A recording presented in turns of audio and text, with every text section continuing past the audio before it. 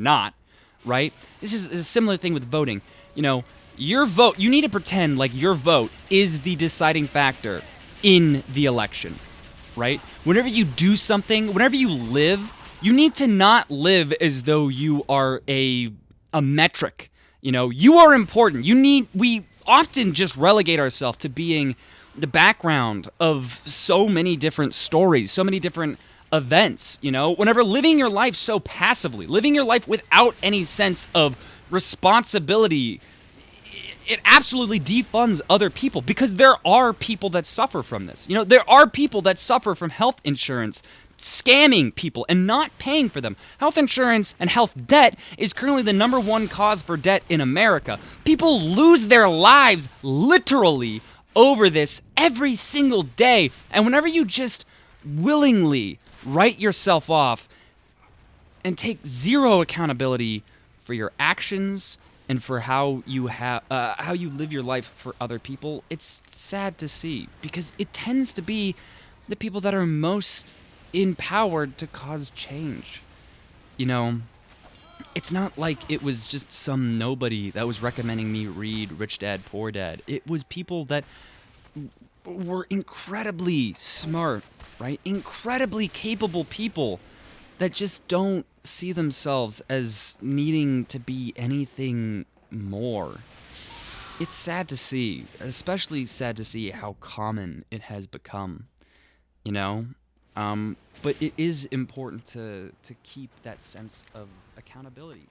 This week, I wasn't as good with I just genuinely wasn't. I haven't been. Hey, it's me from the future. Yeah, I kind of just started paying attention to the game after that happened. It was an interesting game, but I this is a topic that I feel like is important enough to me that I wanted to actually focus on it. So I will. I read Rich Dad, Poor Dad, and it came incredibly apparent to me that all throughout it, the rich dad is an idiot, straight up. Whenever I started it off, I was like, okay, this is interesting advice, because to give the book credit, it does speak about things that are important and interesting, like diversifying your investment, being a lot more financially aware, and in control of your own finances. All of those are a very good idea, and generally a good idea. That's good practice. However, something that's not quite as good is that he continuously, first of all, he's proud of scamming people. That was the real moment where I was like, wait a minute. Wait, what? Because it was halfway through the book, and he's like, yeah, I was on a jog in Oregon, and there's a sale sign that was everything's for sale right now. All the houses are for sale, and one of them was older, so I go in, and this old man trying to sell this house, and he asked for $65,000, and I buy it for $40,000 and sell it for $90,000. Hold up. What? That's there's a difference between buying it underneath of the asking price and buying it considerably under the asking price and then selling it considerably above the asking price without actually doing that much work on it. He specifies that he doesn't really do that much work on the house. He's like, yeah, I did basically nothing. And yeah, so after that, I looked into the book, and it's bad. The guy's name is Robert something. He hasn't actually had a proper business ever. Not a functional, actually good, concrete, just a good business. He hasn't, not a single time. And then he's just kind of scam people. He did the thing of oh, here's a book on how to be a millionaire, because I'm a millionaire because I sold a book on how to be a millionaire. Which, you see happens. He's not the only one that does it, but still, something that I want to talk more about is a sense of accountability, because there are so many of these books that I have read. Keep in mind, I read Rich Dad, Poor Dad because people that I personally trust. It wasn't just Jay Schlatt. Let me specify that. Multiple people have advised me to read Rich Dad, Poor Dad and have spoken very highly of it. And these are people that I respect, and I thought very highly of their financial literacy and their general judgment, right? And it's just not a good book, it's not necessarily that it's a poor book. I had this exact same problem with the 48 Laws of Power. It's written incredibly well, and it does have good sources, right? However, to start off the book, it's not even to the first law of power, and they're setting up the thing. It's made by like Robert Greene, I want to say. And the first thing that he does is he's like, he strips anyone that reads the book of any accountability and any responsibility to be a good person, which is necessary because the book is just how to be a terrible person. I got to Law 24, where he said, yeah, incest is actually kind of a big baller move. And then I was like, maybe I don't read the rest of this. Because I wasn't enjoying it, because all it was continuously, time and time again, was like, scam people, lie to them, the truth is overrated, always, never be happy, and always rob others of their happiness. Multiple times in that book, in like any business book, they will use literal scam artists as advice and as role models and as examples, and it's so unfortunate to see. Because there's good people. Like whenever you see a health insurance agency, that's inherently not really the best agency, right? They actively take advantage of other people and get money off of something that they will not pay for, right? It's selling an idea. It's scammy. It's scummy. It's scamming. It's not good. But anytime you have one of those institutions, you have good people that work for it, right? And there's multiple reasons for that, but most of the time I'm willing to bet, because I've heard this before, whenever you're facing somebody that's like, why would you work there? Why would you work for this company that we both agree is evil? They tend to say, well, if I don't work there, someone else will, so I might as well work there. And I think that is such an insulting response. It insults your own autonomy. It insults you and everyone else's ability to think and be better.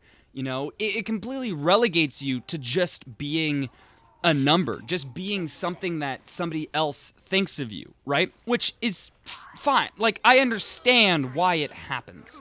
I understand that not every business can treat every person as though they're a person. We're dealing with hundreds of millions and billions of people with some of these industries.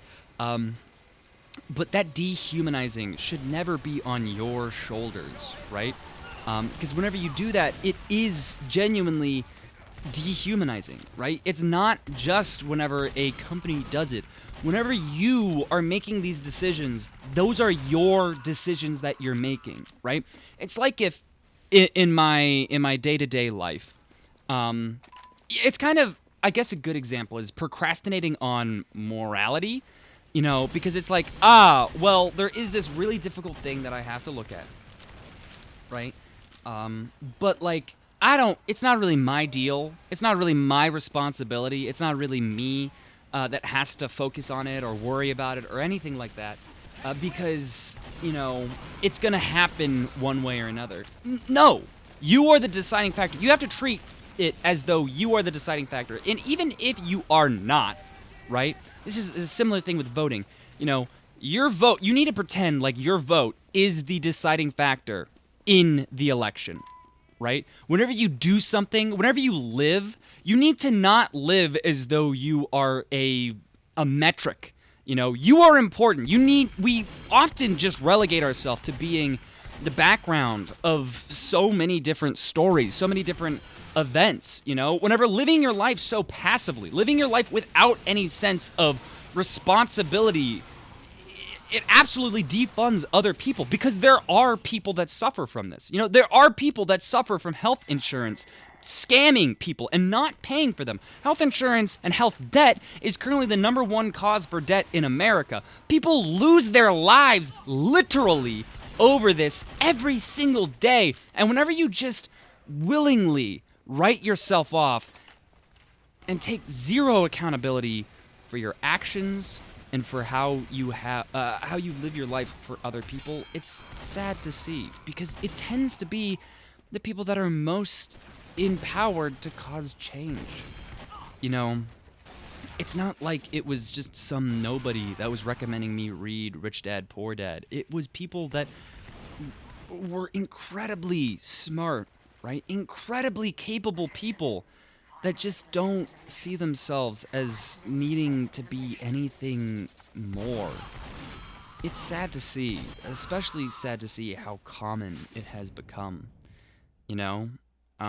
But it is important to keep that sense of accountability, you know? This week, I wasn't as good with I just generally wasn't as good with content. I haven't been as good with content for a while, and you could say that me being so comfortable in, saying this is also a lack of accountability because clearly I'm not doing anything, and acknowledging something and not doing anything about it is still a lack of accountability, right? Just because you're like, oh my gosh, I'm so bad. Oh, it's so bad. Like you don't even know. I'm so nasty. You're a bad person. You have the ability to be better. Everyone has the ability to be better. Whether or not that is in their own life or in the way that they affect other people, whether or not that's in their own life or their ability to, their presence in other people's lives, don't ever defend your ability to change and enact change in the world around you. Don't ever devalue yourself. Because whenever you devalue yourself and your actions, you have to treat it like everyone else is doing what you're doing. And if no one sees value in their own actions, then nothing will ever happen.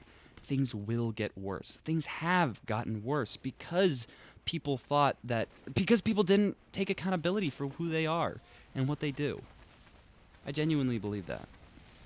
I genuinely believe that there are so many instances, so much suffering that has happened because people will not say no. And sure, someone else might step up and do what you did, but you saying no implies others to say no as well. So yeah, take accountability for your actions. Take accountability for your thoughts. If you mess up and if you do something bad, make sure to make progress forwards and take tangible steps. I think that's the best thing. I understand that saying no to something that seems like such a no-brainer is a good idea, but you have to understand, especially right now, life sucks. It's not easy. And most of the time, whenever we, are in a position where it can be easy, it's kind of at the fault of other people, or it's at the expense of other people. And that's not okay. And it can be better. But I hope you guys had a good week. This is something that I think I care a lot about. And I hope it wasn't too preachy or anything like that. But yeah, I hope you guys had a good week. I will see you guys next week.